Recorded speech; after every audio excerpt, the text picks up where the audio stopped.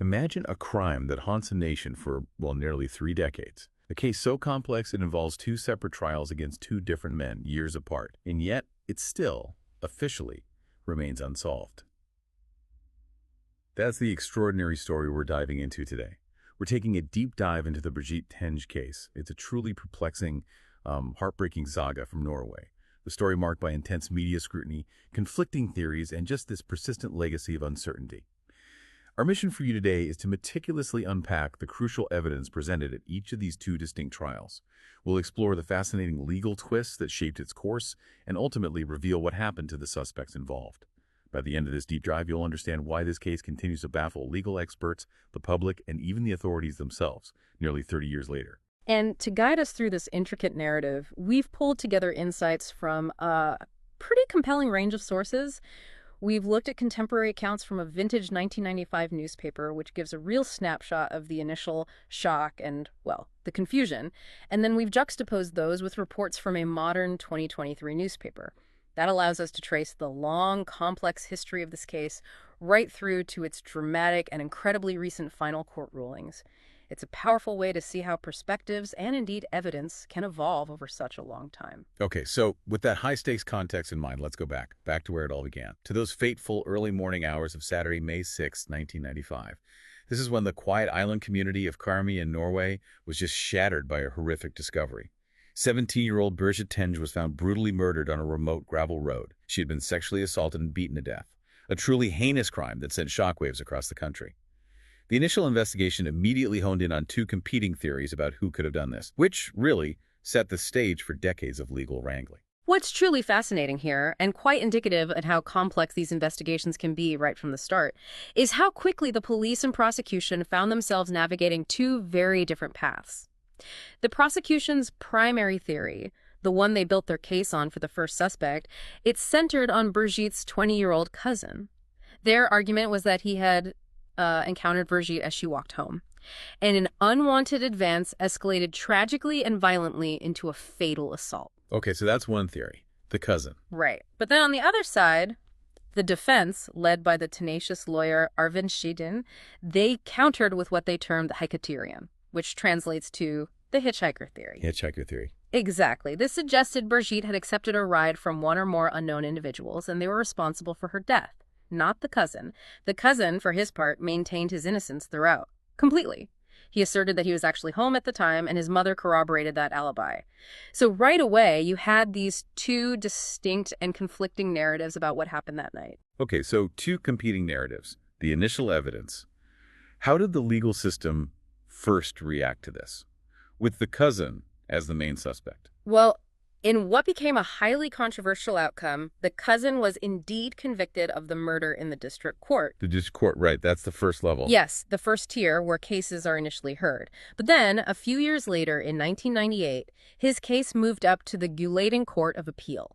That's a higher court, designed to re-examine the evidence in legal proceedings. And what happened there? And it was there that he was later acquitted of the murder. Acquitted? So criminally cleared? Criminally cleared, yes. But this is where the Birgitte Tengs case really highlights a profound, often perplexing aspect of legal systems. It raises this critical question. How can someone be acquitted of murder criminally, meaning the state couldn't prove guilt beyond a reasonable doubt, but still face severe consequences? Consequences, even after acquittal. Exactly.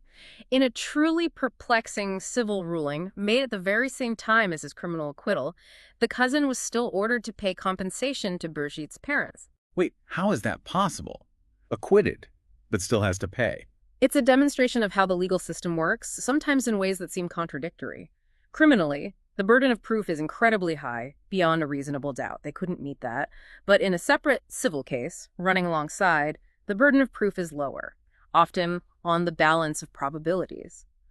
And in that civil context, he was found legally responsible enough to warrant compensation. So not a convicted murderer, but still legally tied to her death financially and reputationally, I guess. Precisely.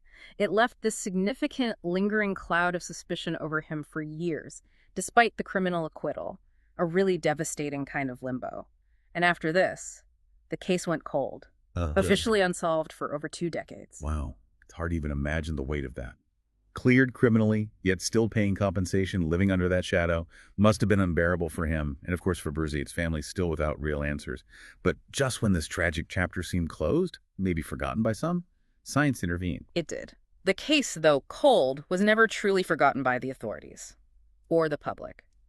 And then, in a really stunning development in September 2021, police announced a major breakthrough. A breakthrough after all that time. Yes, driven by incredible advances in forensic technology. Police announced they'd found a crucial DNA match from a single hair. A tiny piece of evidence discovered on the tights Birgitte was wearing when she died. It had been preserved for decades, just waiting for technology capable of analyzing it properly. And who did the DNA belong to? It belonged to Johnny Vasbak, a local man then in his 50s. And what's really surprising about this is that Vasbak hadn't been a primary suspect back in the original 95 investigation. He wasn't really on anyone's radar then. So this new scientific evidence completely shifted the focus of the case, opened an entirely new chapter after so many years. So with this powerful new DNA evidence, Vasbak was arrested, charged. Arrested and charged with Birgitte's murder, yes. And in November 2022, the Haugaland and Sunnhordland District Court, that first instance court, again found him guilty. They relied heavily, very heavily on that DNA evidence, saw it as the cornerstone. And consequently, they sentenced him to 17 years in prison. 17 years. So for a moment there, it must have seemed like it was finally over. Answers at last. It really did seem that way. For the family, for the nation. But the legal process in Norway, especially for a case this serious, had one more critical twist waiting. Another twist, just when you think it's resolved. Okay, so Vasbak appealed his conviction. He did, leading to a final trial in the Galaten Court of Appeal in late 2023. And the outcome, well, for many, it genuinely shocked the nation. Reopened wounds many thought were finally starting to heal. So what happened at the appeal? Johnny Vasbak was ultimately acquitted. Acquitted, again, after being convicted based on DNA. This specific acquittal really highlights a unique aspect of the Norwegian justice system, specifically the standard for conviction. It came down to a split verdict among the judges. See, in Norway, serious criminal cases like this are heard by a panel.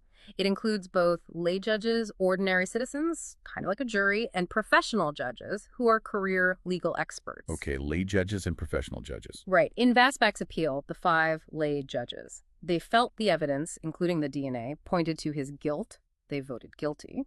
But crucially, the 2 professional judges, the ones with the deep legal training, they dissented. They weren't convinced beyond a reasonable doubt. So 5 thought guilty, 2 thought not guilty. Why wasn't that enough? 5-2 seems like a majority. But under Norwegian law, for a conviction to stand in these cases, you don't just need a simple majority. You need at least 5 votes total, yes, but critically, you also need at least 1 professional judge to agree with the guilty verdict. Without that specific combination, 5 votes, including 1 professional judge, a conviction simply cannot stand. Wow. So even with 5 lay judges convinced, because both professional judges had doubts, it meant acquittal. Exactly. It's an extremely high bar, designed as a safeguard against wrongful convictions, absolutely. But in this specific instance, it meant that despite what seems like compelling DNA evidence, the legal burden of proof wasn't met to the full satisfaction of those professional judges. Okay, so that's the burning question then, isn't it? Right. Why? Why did the professional judges doubt the DNA evidence, which seems so conclusive it led to his first conviction? What was the specific issue? Their doubts stemmed directly, fundamentally, from the possibility of DNA contamination. Contamination. Okay, explain that. The court, in its rulings, stated explicitly, and this is key, that it cannot disregard that there is a real possibility that contamination may have occurred. This happened over the many, many years the evidence was handled and stored, nearly 3 decades. So it wasn't that the DNA wasn't his, but rather how it got onto the tights. Precisely. It's about the chain of custody, the history of the evidence. Could that single hair have been transferred accidentally at some point? Maybe during the initial evidence collection back in 95, or maybe sometime during the nearly 30 years it was stored, moved, tested.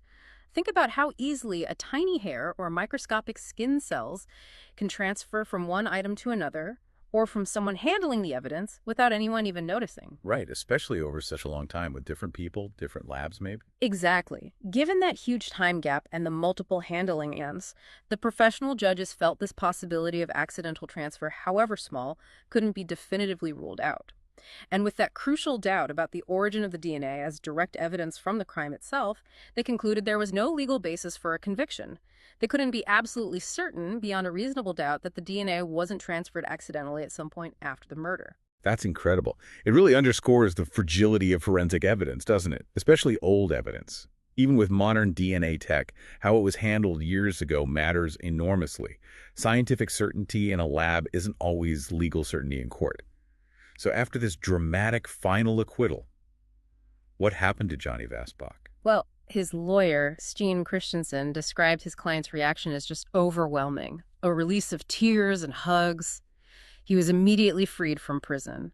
A free man after being convicted and spending about a year behind bars. And the reaction from legal experts, the police. Sober reflection, mainly. The head of the defense counsel group, Mette von Larsen, basically said the verdict shows the system works, because the burden of proof is high and should be high. Better to let a potentially guilty person go free than convict an innocent one, right? That's the principle. For the police, though, well, it was a return to square one. Deeply frustrating after all the renewed effort.